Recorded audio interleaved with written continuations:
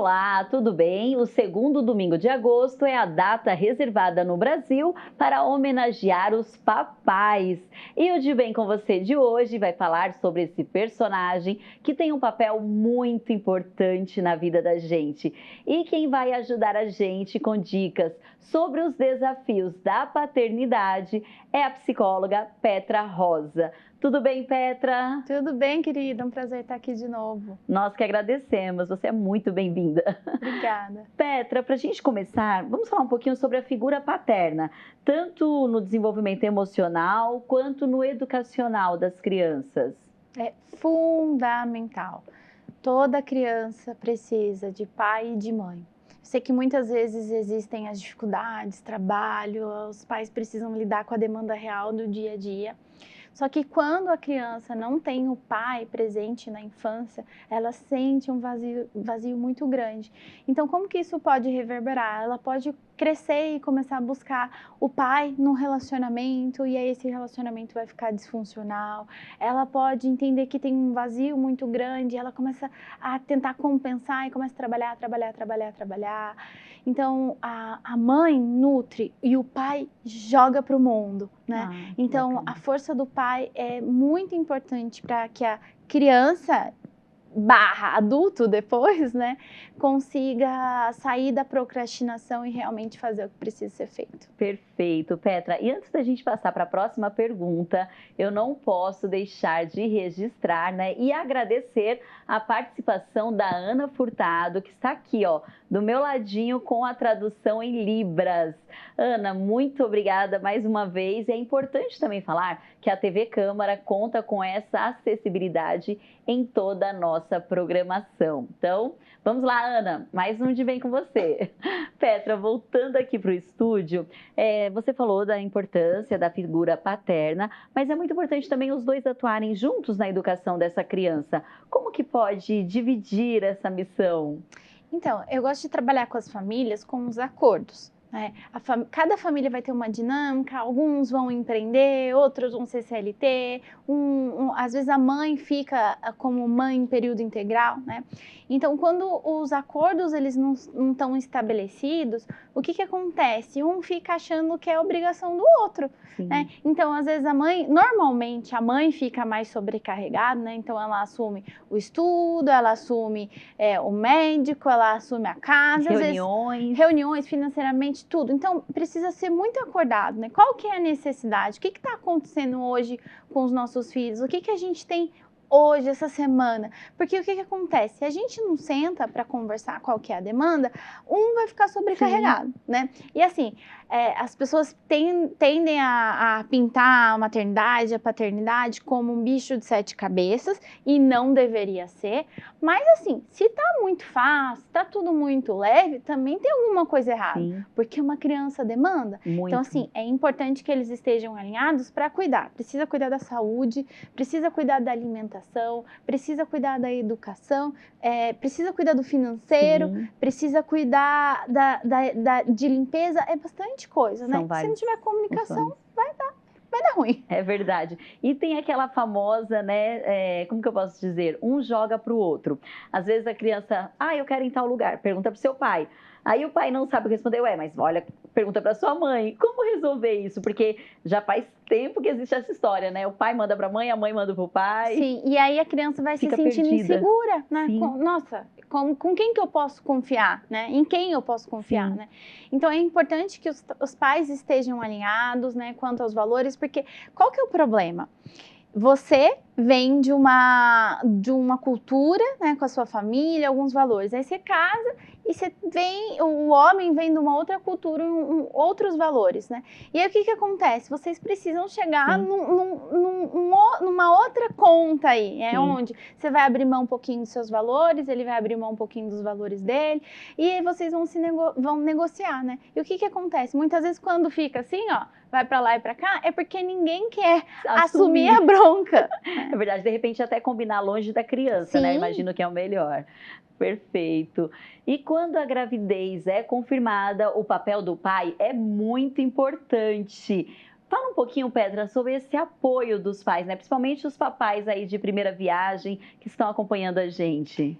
Às vezes as pessoas falam assim para mim, ai, meu marido me ajuda. Gente, pai não ajuda desde a gravidez, é a parte dele, né? Então a mulher gesta o bebê, ela precisa se alimentar, ela precisa ter saúde em vários aspectos. Mas assim, o pai precisa chegar junto já desde a gestação, né? Todo mundo conhece várias mães solo, mas você conhece algum pai solo? Que torna um pai ou uma mãe solo é a condição de ser inteiramente responsável pelos filhos. E a repórter Vanessa Nascimento foi conhecer um pai solo, um pouquinho, né, da rotina de um pai solo aqui da nossa cidade. Oi, Vanessa, conta essa história pra gente. Hoje, falar sobre Dia dos Pais, falar sobre os pais é uma tarefa difícil, né? Tem quem tem o seu pai ainda, quem não tem mais o seu paizinho, mas também tem aquele pai que é presente, que é ausente, e tem aquele pai que é pai e mãe, que é o caso do Márcio, que está aqui comigo. Márcio, você ficou viúvo muito jovem, com as crianças muito jovens. O Márcio tem 2 filhos, como que foi essa problemática para você? Quais foram os principais desafios dessa nova fase? Então não é algo que a gente espera, algo que chega de repente, a gente não se prepara. Essa nova fase é uma fase que a gente tem que tentar da melhor forma, planejar, organizar, para tentar não fugir tanto da rotina deles, mas não é fácil, é complicado. A mãe, mulher já tem esse jeito mais fácil, mais rápido de entender, e a gente faz, mas a gente rala um pouquinho. Agora, Gi, eu estava conversando com o Márcio aqui, ele estava me falando que as maiores dificuldades realmente são naqueles grupos que são só de mães, né? Na escola. Como que é isso, Márcio? Então no começo é meio constrangedor, né? Porque o desafio sempre o recado é para as mães, os avisos são direcionados às mães, aí eu fico até meio assim de entrar no grupo, porque às vezes conversa mais paralelas, mas depois eu explicando, elas foram entendendo também que precisava ali de uma informação diferente por conta de ser pai ali. A gente fala dos desafios, mas ser pai e mãe também tem seus benefícios. Você curte bastante as crianças? Eu já curtia antes, né? Muito. Agora é colado o dia inteiro, onde eu vou eu levo, se tem ambiente que eu vou sair e não cabe eles, eu não vou, porque foi me dada essa responsabilidade que eu abracei, não questiono em nenhum momento, e a gente vai levando feliz assim. E Gi, obrigada, viu, Márcio? Gi, olha só, há benefícios, bônus e ônus, mas o importante é que os pais realmente possam participar da vida, das atividades dos filhos, né? Com você aí no estúdio.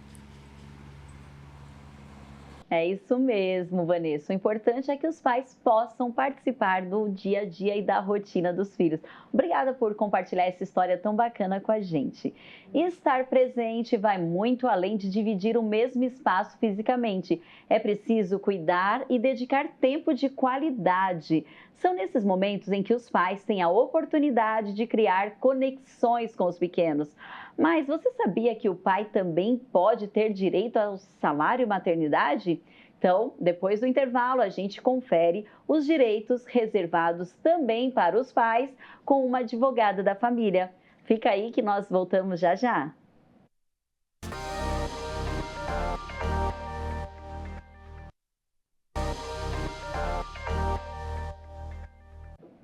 Estamos de volta. Desafios da paternidade é tema do De Bem com Você de hoje.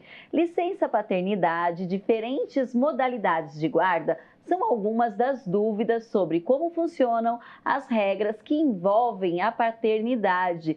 E a repórter Luísa Minas foi conversar com uma advogada da família sobre esses direitos. Oi, Luísa! Boa tarde, Gi. Boa tarde para todo mundo que acompanha o De Bem com Você hoje. Como a gente está falando sobre paternidade, eu estou aqui com a doutora Cibele Menezes, que vai esclarecer para a gente, doutora, primeiramente, quais são os principais direitos em relação à licença paternidade? Oi, tudo bem? Boa tarde. Então, a licença paternidade, né, quando começa o início da gestação, tudo já é conversado com o pai referente a isso. E quando o bebê nasce, ele tem um direito de até 5 dias, tá? Para ter essa licença paternidade, para ajudar a mãe na questão, né, puerperal, enfim. Então, ele tem um prazo de 5 dias aí para poder ficar com a mãe. E em relação agora, né, a essas responsabilidades demais que tem levar o filho no médico ou então acompanhar uma reunião escolar, o que a legislação fala sobre isso? Sobre acompanhar o médico, a legislação permite, né, que o pai se ausente um dia do trabalho durante o ano, tá comprovado para que leve o filho ao médico. A gente entende que é muito pouco, mas ele tem essa permanência de apresentando o atestado, tá? Para a reunião escolar, isso vai depender muito do local de trabalho, de qual são as coleções coletivas que permitem isso, tá? Para que ele consiga sair para acompanhar. De fato, não há uma previsão na lei referente a isso, somente ao atestado médico. E agora falando um pouco, né, sobre esse período que algumas pessoas vivem de pós-divórcio, né? O que a legislação fala sobre as responsabilidades econômicas referente ao filho e ao pai? Como que isso é dividido? Então, quando a gente vai falar de pensão alimentícia, tá? Nesse caso, a gente tem que pensar em vários fatores, né? O pai ganha mais, tem que contribuir mais. Quais são as necessidades do menor, né? O que ele vai precisar, qual é o estilo de vida, se ele passa por algum tratamento, como que o pai ele pode oferecer isso, porque o pai também não pode se prejudicar. Então, são diversos fatores que compõem para que faça, né, esse pagamento de pensão alimentícia. E aí vai depender muito da realidade. A obrigação, ela é devida, é um dever, de fato, independente de qualquer realidade financeira, mas o pai ele tem que contribuir conforme a demanda de ganho, enfim, o que ele pode contribuir. E agora, para finalizar, doutora, em relação à guarda dessa criança quando acontece o divórcio, como que o pai tem alguma vantagem? Como é que funciona? Na verdade, é de igual para igual, tá?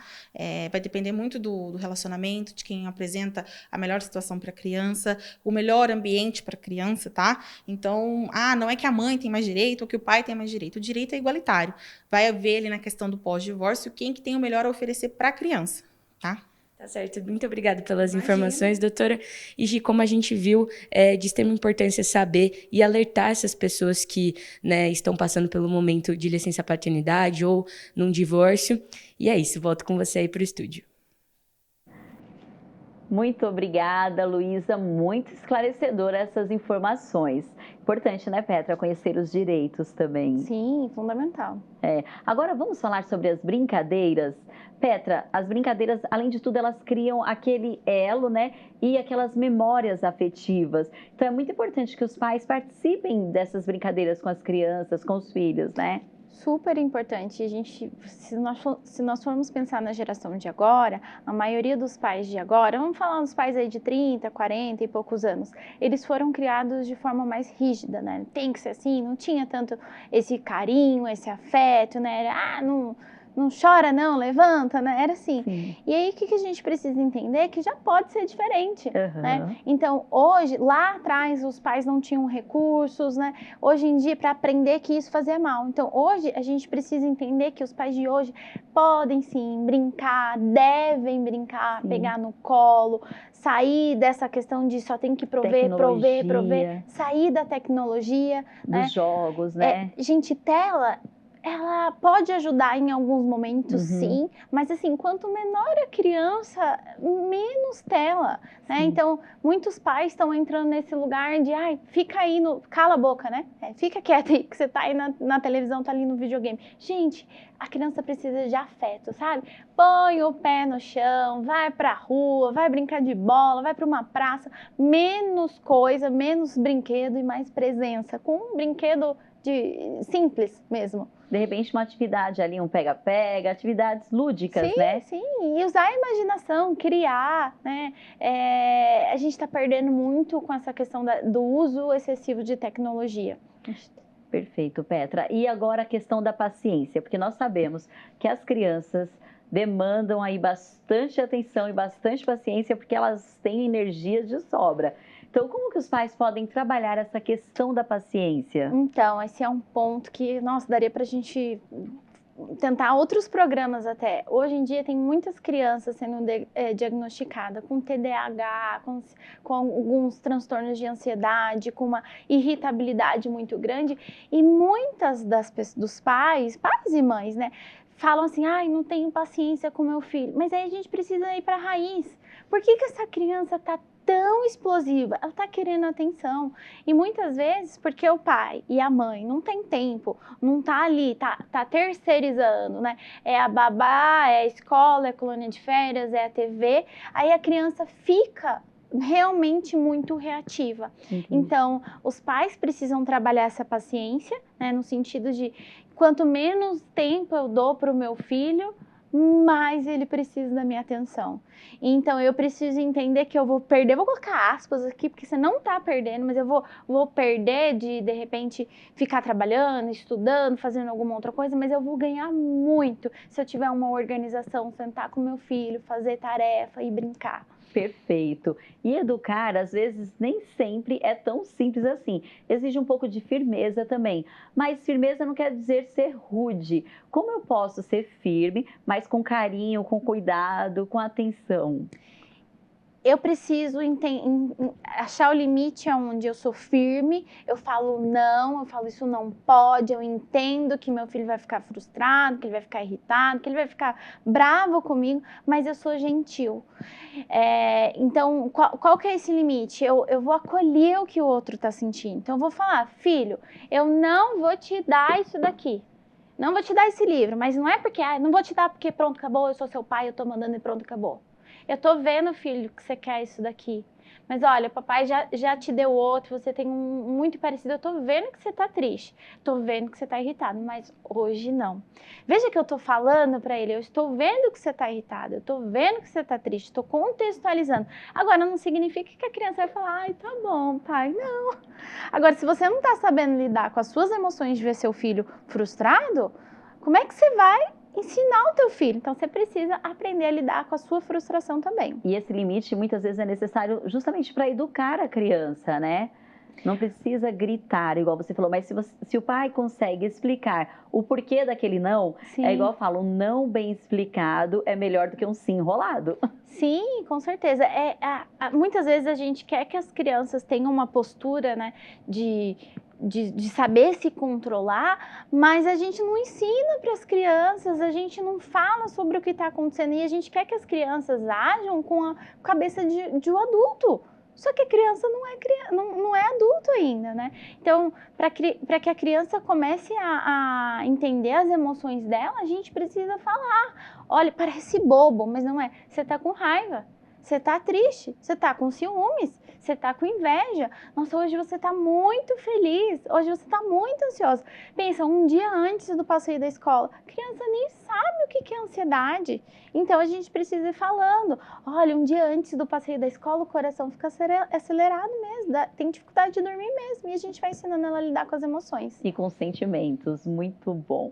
Incentivar e fortalecer a autoestima e a autoconfiança dos filhos colabora para que os pequenos cresçam mais felizes e seguros. Portanto, é importante que desde cedo os pais se preocupem em trabalhar o empoderamento infantil. Como os papais podem trabalhar a confiança, coragem e a autoestima dos pequenos é tema para o próximo bloco. Então, fica aí que a gente já volta.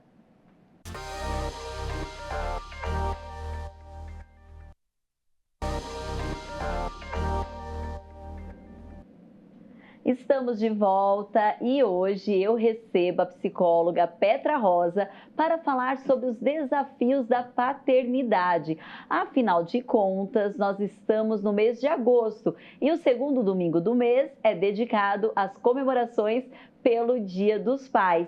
Como trabalhar a confiança, a coragem e a autoestima do seu pequeno é o tema deste bloco. Petra, como trabalhar com as nossas crianças, né? Autoconfiança, autoestima, segurança. Os pais podem contribuir muito, né? Com certeza. Muitas vezes os pais assumem esse lugar de ficar super bajulando a criança, sabe?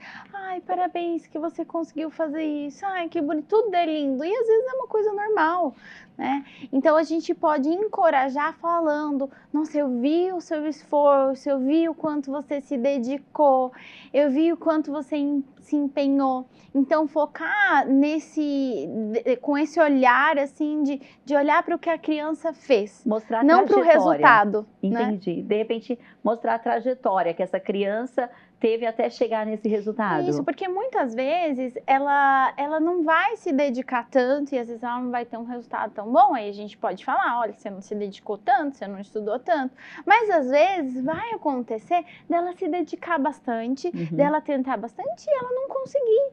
Mas imagina a frustração da criança que se dedicou, que estudou para a prova, que tentou fazer um exercício, que está treinando e não consegue. Então ela não consegue, ela fica se achando o cocô da galinha, né? Então a gente pode trabalhar de forma mais leve. Você não é o seu resultado. Mas olha aqui, olha tudo que você fez. Você dedicou tempo, você tentou. O progresso. O papai, às vezes, também não consegue. Às vezes, a mamãe não consegue. A gente não vai ser bom em tudo, não é verdade? E muitas vezes as crianças, elas crescem com essa necessidade de agradar o papai e a mamãe. Então, é muito importante a gente ensinar para os nossos filhos que não, eles não precisam ficar fazendo coisas para nos agradar, que a gente dá conta. Petra, e administrar o tempo é outra questão que exige bastante dos pais, Sim. né?